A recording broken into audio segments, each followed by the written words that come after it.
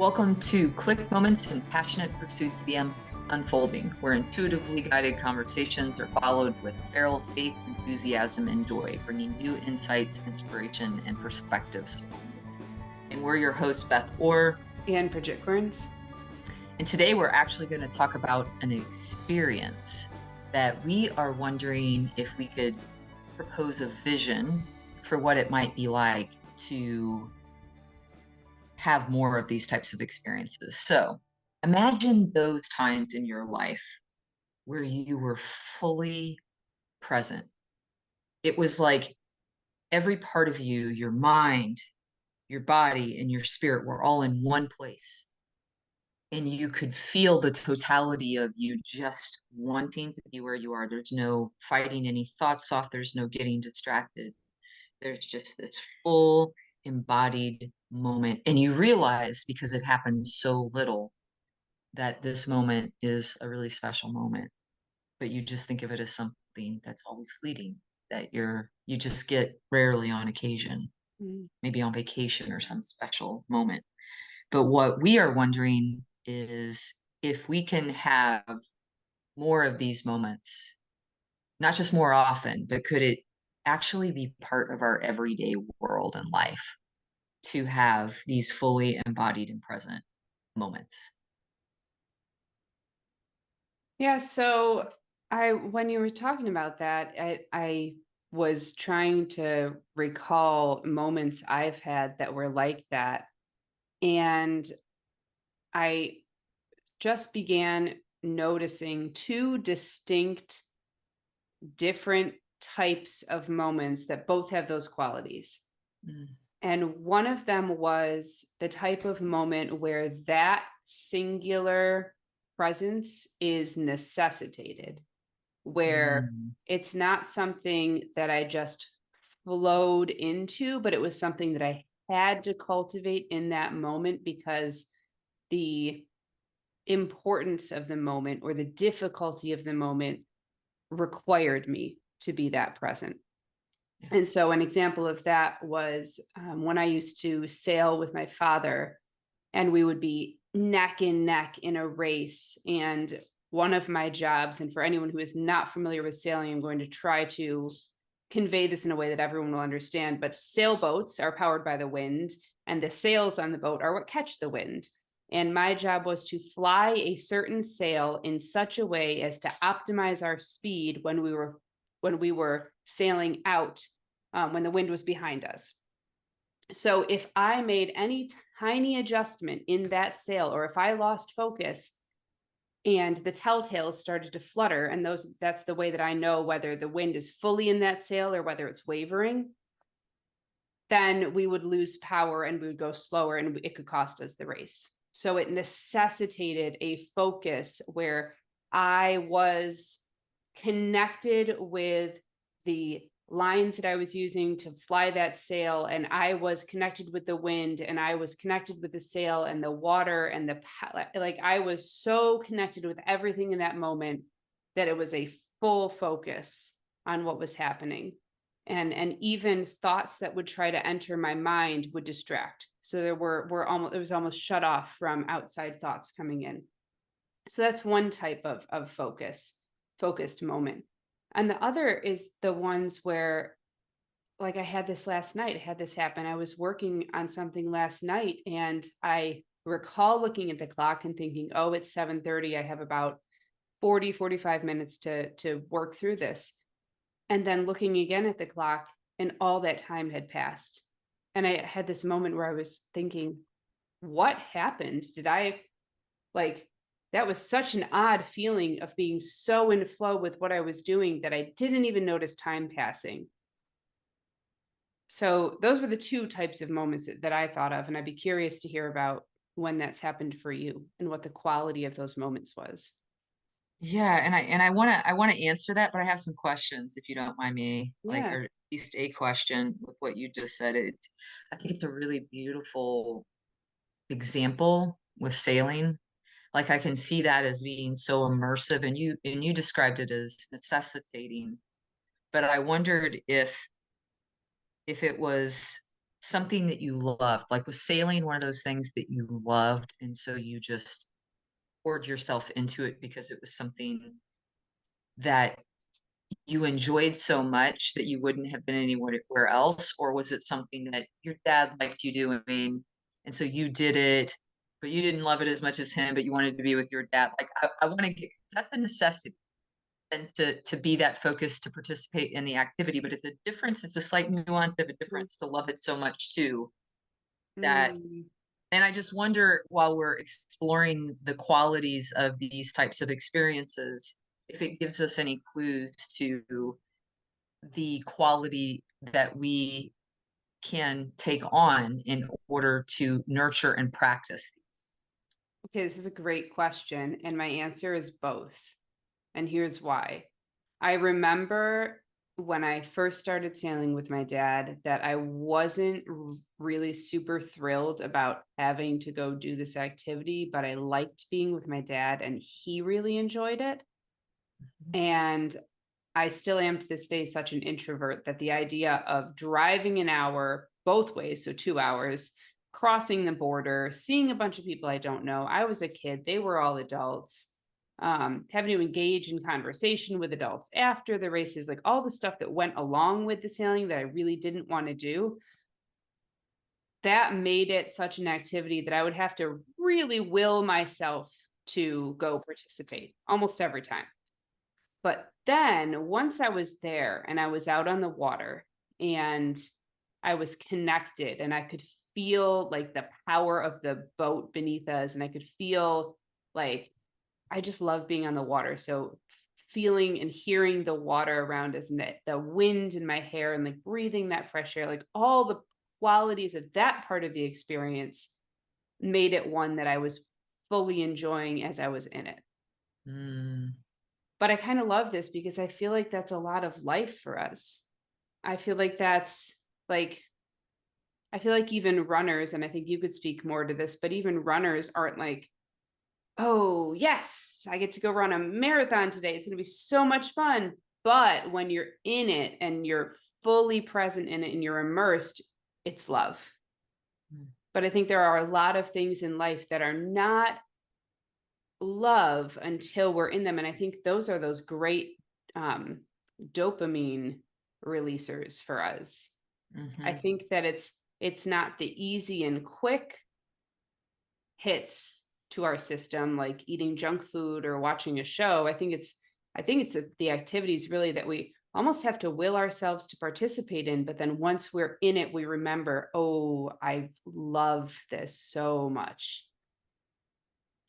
That's interesting that you're describing that you're putting an emotion potentially to these experiences that we're able to be fully present in, um, as being ones of love. Is that what you're saying? That there's sometimes, not all of them, but sometimes there's a quality of feeling love that allows for somebody to be fully present?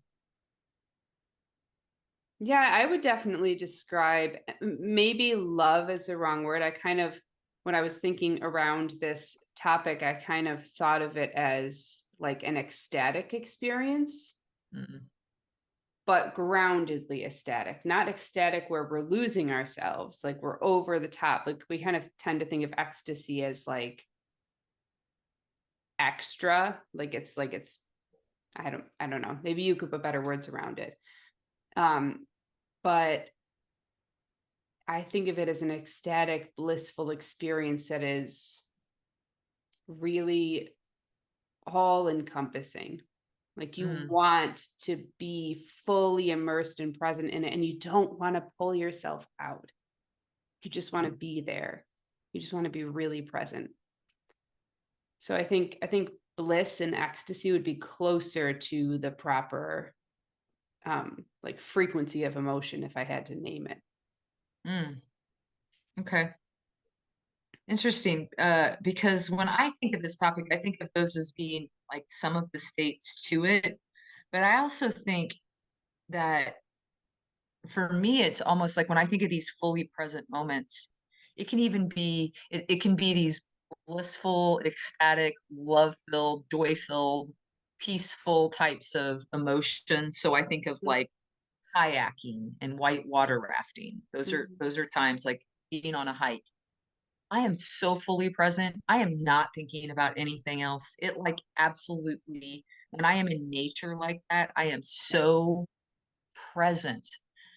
And it is a wonder. It's like looking around and going, oh my gosh, like this is amazing. It's almost like I forgot I was human. And then all of a Yeah. sudden I went like this and I was like, oh my God, I'm in a body. This is amazing. This Yes. is beautiful. Yeah. And it's like I don't know what it is, but there's a quality, an emotional quality of that experience, like where your vibration is higher, that it's like, like in nature, it has that higher vibration already. The water and the trees are higher vibration, and it almost like raises up that us up to that vibration to where it almost like encourages us to be present with it, Mm. invites us to be in Mm. full like presence and participation with it. Okay, so I'm curious. We're talking about experiences where we are engaged and fully present and enjoying the moment. But what I'd like to know, because I feel like life is full of these, are or is, have you ever gotten to have this experience in a setting or doing an activity where it wasn't necessarily a fully enjoyable activity in and of itself, Mm. but you still found that flow and that sort of blissful state in the presence? Well, and is blissful a part of the conversation that we're having with fully present? Do you think like to be fully present has a blissful quality? I do. Yeah. So what's that feel like to you? What's the quality of bliss? Oh man, I can tell you what bliss is not in order to approach a Yeah. clear definition of what it is. So, Hmm. bliss is a lighter frequency, a lighter feeling than even joy and peace. And I don't really know what other word to use to describe it except that bliss commands my full attention. Commands it. Hmm. My brain doesn't want to wander anywhere. My body doesn't want to experience anything else. My heart is really wrapped in the presence of that moment. It commands all of me to be there. Yeah. That's what it feels like to me. What about Yeah. you? Beautiful. Okay. So I just wanted to make sure we're describing. I thought there was like a, a deep joy to bliss that I wasn't sure was the quality of what I was experiencing in full presence. Hmm. So when I'm fully present, there is a deep gratitude Hmm. for awareness. Hmm. But that's like that's the biggest quality for me is that in these moments where I'm fully present, whether it's a sunrise or a sunset or being on top of a mountain and seeing the fog, something that makes me go, almost like takes my breath away, even if I've seen it 1,000 times, but it still takes my breath away. That full presence of, oh my gosh, everything is here right now. And I'm like, whoa, wow, oh my gosh, that's gorgeous. So there is like that kind of full presence quality. It's not always joyful like this, but Yes, it's I agree. excitement. It's like Yes. excitement. It's like, oh my gosh, this is happening. Mhm. There's that quality, right? But then I can also think of other times that I've been really fully aware and present. And it's been in when you said asked that, I thought of three different circumstances. Okay. When something really, really bad happens, like, like the last month of my grandmother's life, I was really present. Mhm. I wasn't focused on any other time prior to then. I wasn't focused on what was going to happen after that. I was fully focused every single day and every single moment on this moment. This is a Yes. precious moment, right?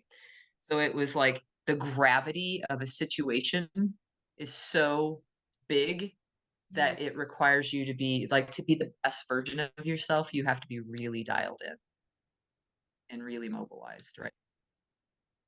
Um, but then there's like times when I'm fully present when it's the mundane, when it's like,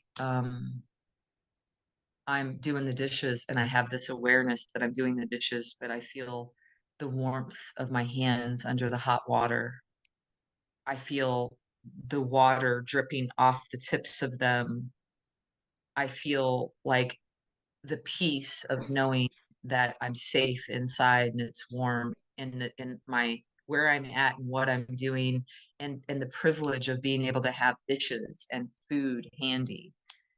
Like the depth of what the mundane task is, I'm so grateful for that then I realize I'm just in that moment, right? Like super grateful for an everyday thing being special.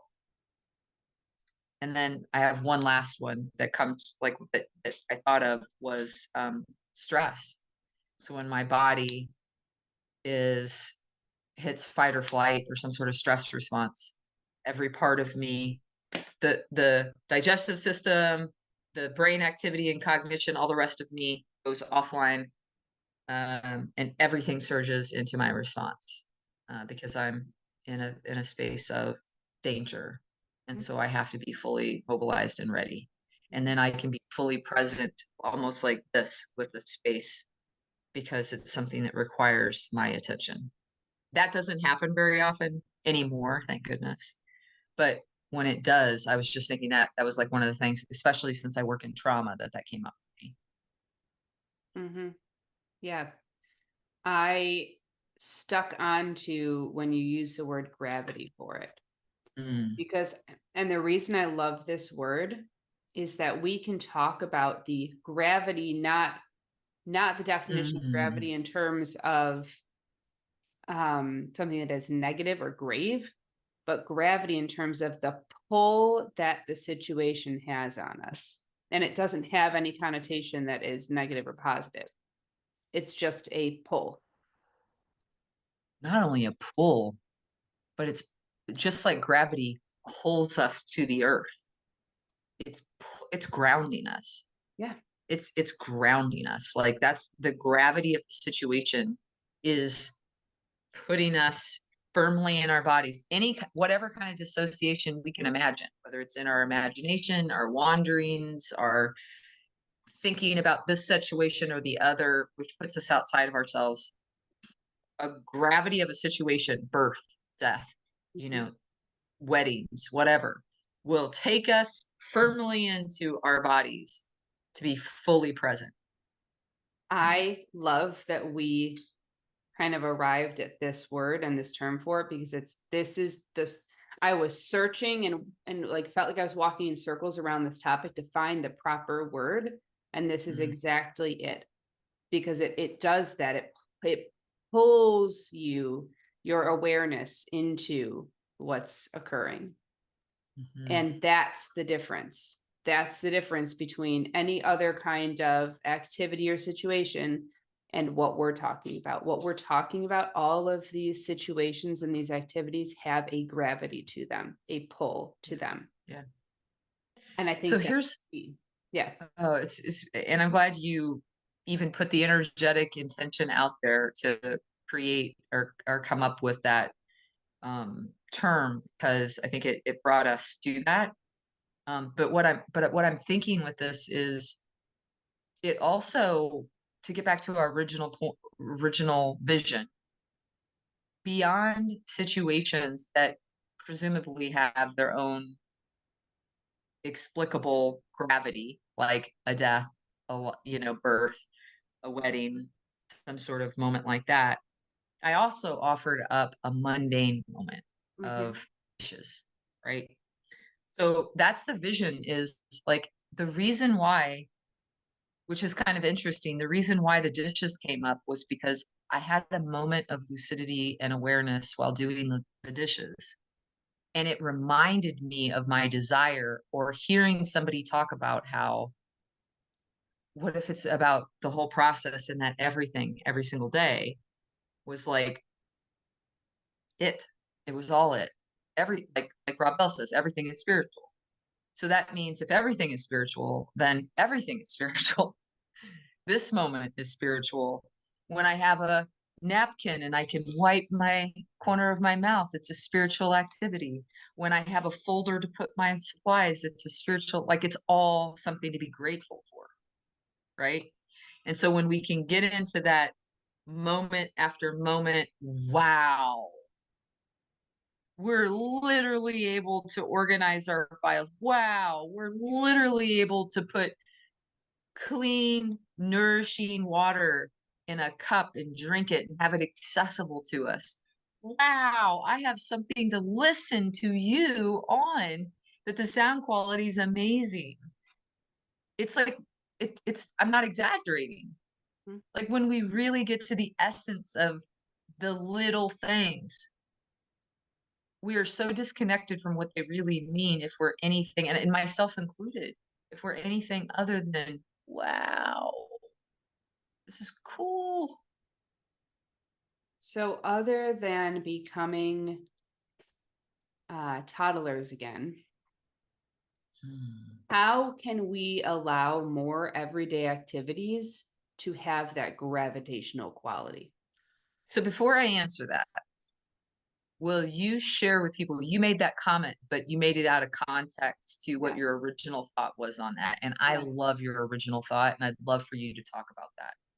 Yeah. So something we notice with babies, but even more so toddlers when they become more interactive with the world, is that every single thing is completely wonderful.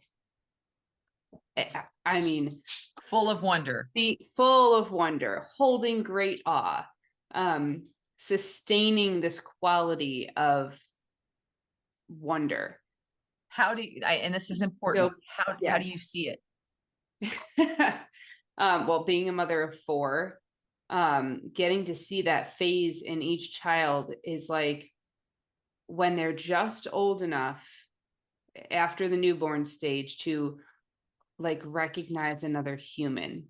And it's like, oh my God, you exist and I exist and I see you. And you can make faces at me and I can take in your face and I can hear your voice. Oh my gosh, you have a voice. Oh my gosh, I just made a noise. That was cool. Or this puppy has fur and it's soft and it's the most wonderful thing I've ever felt in my life. And oh my gosh, this toy that I'm shaking is heavy and cold and I could put it in my mouth and it has a flavor. Like every single experience is a singular experience, is has no precedent, and is full of wonder. Every single experience. And it's so fascinating because these gurus and these super spiritual people also retreat back into that state of everything having this quality of wonder to it. So that's why I referenced, other than becoming like a child again, or maybe that is the answer. How can we allow more everyday activities to become gravitational to us? Yeah, that's beautiful. Thank you for giving it some context, because I do think that is part of the answer, is in Mhm. that description. So number one, you said that when you were looking at a baby or a toddler's life, and you said that there's no precedence, right? So there's a quality to full presence that we're like, we tend to be more fully present when we haven't experienced something before. So maybe it's a sunrise on this mountaintop, but we've never experienced a sunrise on this mountaintop before. Or maybe we go to another mountaintop and we're like, well, I've never experienced a sunrise on this mountaintop before. So when something's unprecedented and we do it, there is a quality that, because of it's new, it allows for us as human beings to truly have this sense of wonder because we've never seen it before. So we tap into that childlike, like, ooh. So even though people tend to be love safety, and they're like, oh, I want to go to the same places over and over. I love this place. I love that place. And they want to do the same things. Instead, if you actually are in this space of trying something new, then you get to have the wonder of experiencing something new, right? So I would say number one, there is some answer in that, being able to have, being able to have something that's a new experience and unprecedented to you. So we're following a child's lead and doing that. The other thing is we know what full presence, what you're describing is there's energy to it. There's this like, ooh, right? It's this bubbly type of, we imagine like this excitement because it's new and we have, that's part of the wonder, right? And so for me, there's a real value in cultivating that feeling inside. Just like I'm always like thinking about feeling, if I want to feel more love, how do you feel more love? You feel more love. If I want to feel more peace, how do you feel more peace? You feel more peace. So we're practicing the very thing that we hope to experience. So if I want to feel more wonder, then give myself more opportunities to feel wonder. And I can either do that through actually seeing something new, Mhm. or I can do it through um, going through that exercise of like, generating that excitement and wonder. And we can always do that no matter where we're at. We can generate like, oh, like I remember what this was like when I did this thing. And you can remind yourself, you can like put yourself into it and also generate that kind of excitement, right? But it's the more you practice it and the more you cultivate it, the more you feel it in your body, the more you're telling the universe, I love this. I want to experience more of this. So in the law of attraction, we're attracting more of what it is that we're experiencing, but we have to focus on experiencing it first to attract more of it. So just to be clear here, we're not talking about experiencing more of wonder during doing the dishes. We're talking about experiencing more wonder in things that really truly bring us that quality, but we can cultivate that feeling during those mundane tasks. Yeah, yeah, and we're what we're actually doing is we're cultivating awareness, and that's where the wonder comes from. And I'm glad you asked that question because here's the thing: if it requires first, I got to be honest with you. Today, right now, in this moment, I'm not even the same version I was a week ago. I'm not. Like, I'm constantly taking in new information. My brain is changing. I'm doing something different with my body. I'm being different, responsive. I'm being responsively different. So it's like when you're in that growth mindset, technically, this version of me that's doing this right now today isn't like everything that I'm doing right now is a new first. When I cook dinner tonight, I have the potential for it to be another first because I've never cooked maybe this meal with this version of me with this kind of full presence. And I'm going, ooh, full presence allows for me in that moment to go, oh, wow, I don't know that I've ever smelled this cumin, how strong it smells. Man, this pepper. Wow. Yeah, I've never intentionally done that. So you're each step of the way when you start to measure the fluid and you're like, "Oh, wow, I love watching that fluid land into the pan." A full presence and using that mundane moment as practice is transferable to more moments in your life, and you'll start to see more moments that you're like, "Wow," and you start to see the wow in the everyday, but you have to practice seeing the wow in every day. I love that. Thank you for clarifying that. Yeah.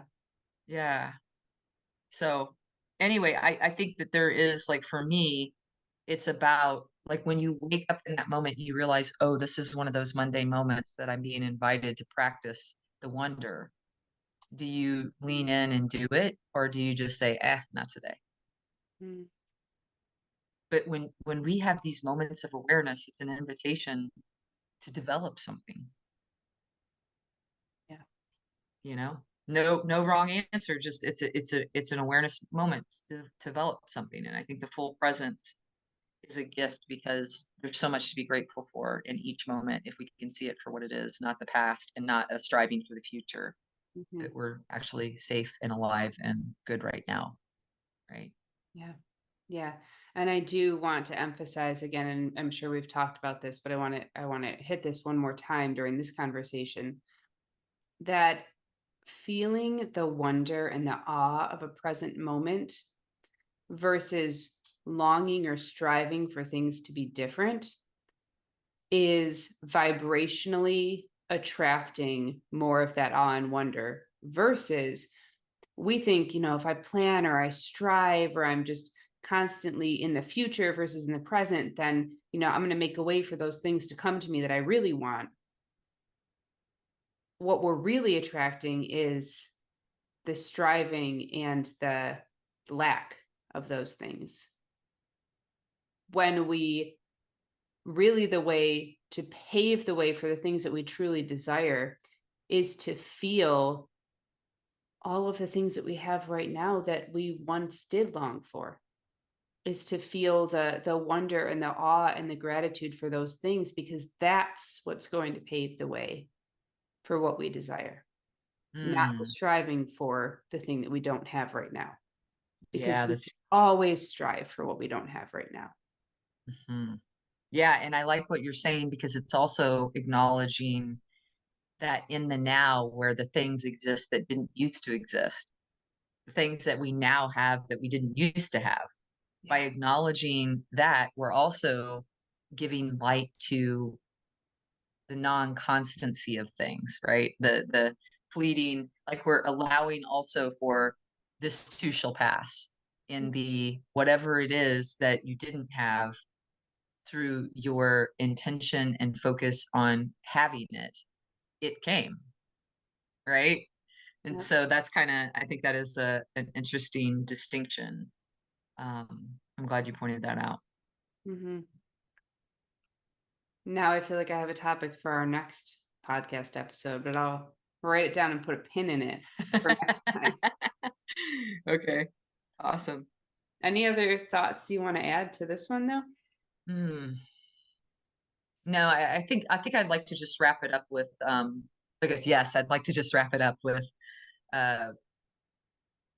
the importance for me of being fully present and practicing that is, I love how it's feeling to not be waiting for another moment, but just to be in the moment. I'm really grateful for that. That's beautiful. Right? Yeah. Yeah, I like that there's a lot of really good things on my calendar that I'll anticipate those the days that it comes up. And I'm not like waiting for something. I'm more just super grateful for what I have, and mindful that not because I need to, but just because I want to be just really present in this moment.